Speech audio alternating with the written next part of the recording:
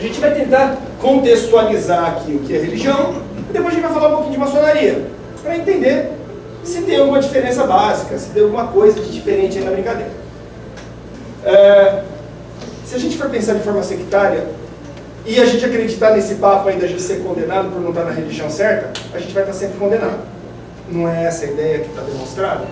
Então, essa ideia de que a minha serve, a dos outros não, tem um nome.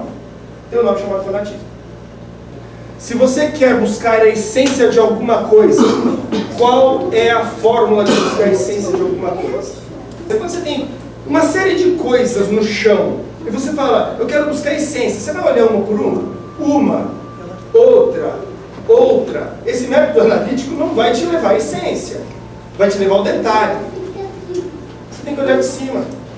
E quando você olha de cima as coisas, o que a gente chama em terceira pessoa, se destacar do problema e olhar ali, eu estou procurando a essência. Na verdade, eu não estou procurando a essência, eu estou procurando a semelhança. É sempre assim. Eu quero buscar a essência de alguma coisa, eu tenho que ver a semelhança das coisas. Se eu olhar para ele e começar, por favor, fica de pé, o pessoal te vê melhor. Se eu começar a olhar para ele e ver diferenças, a minha religião é melhor que a dele, eu sou mais bonito que ele. Mesma coisa de religião. E eu começar a ser um para frente. Ó, é frio, né? Tá, pois é, olha que louco.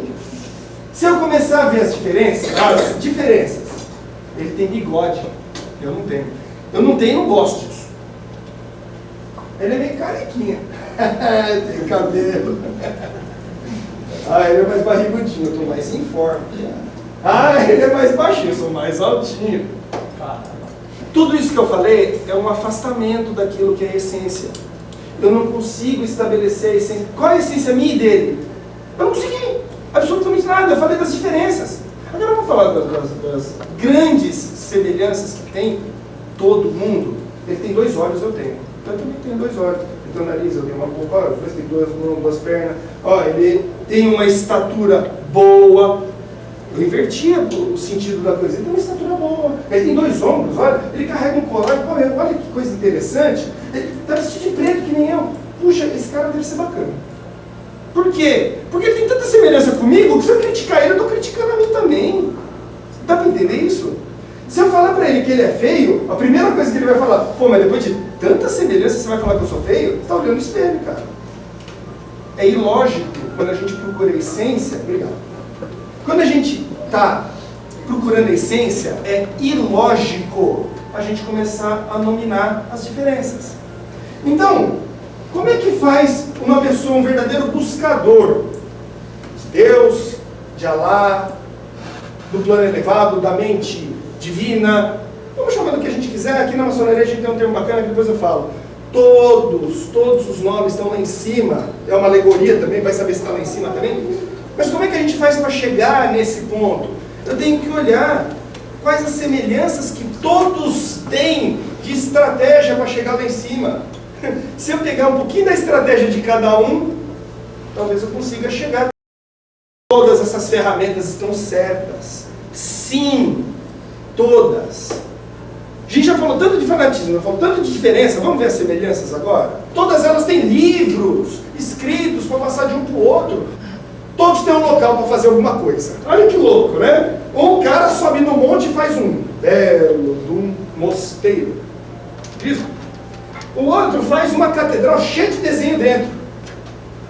As igrejas, as nossas igrejas. Olha que coisa interessante. Olha até o formato de uma sinagoga, de uma mesquita. Olha que coisa louca.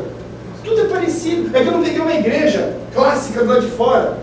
Mas tudo muito parecido. Tudo tem janelinha, tudo tem porta, tudo é grandioso, tudo é bonito. Oração. Todo mundo faz oração, vocês sabiam? Todo mundo pede lá para Deus.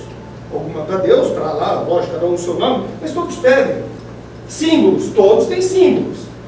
Todos fazem as suas invocações.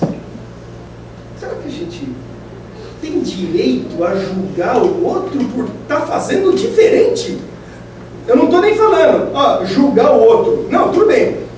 Julgue de cabeça, de bom pensamento. O cara fazendo diferente de mim. Duvido alguém conseguir fazer isso. As pessoas estão fazendo tudo igual. Porque talvez a essência seja igual. Vamos pensar nisso? Na essência, é isso. Somos todos iguais. Se você olhar a pessoa e ver as semelhanças, é assim. Só que agora vamos ver o que tudo isso, toda essa balela de semelhança das religiões tem a ver com a maçonaria. A maçonaria é uma instituição. Tá? Ela não se julga religiosa. E a gente vai descobrir o porquê. Né? Isso é uma maçã, né? Alguém tem dúvida disso? Você não precisa morder para ela. Vou dizer que eu vou usar ela. Mas é uma maçã, tá? No Brasil. Como é que é nos Estados Unidos isso aqui? E continua sendo maçã? Se eu pegar isso aqui, pegar um voo até lá nos Estados Unidos, continua sendo a mesma coisa? Como é que chama aqui no Uruguai? Manzana. E continua sendo uma maçã. Lembra? A essência não depende do nome.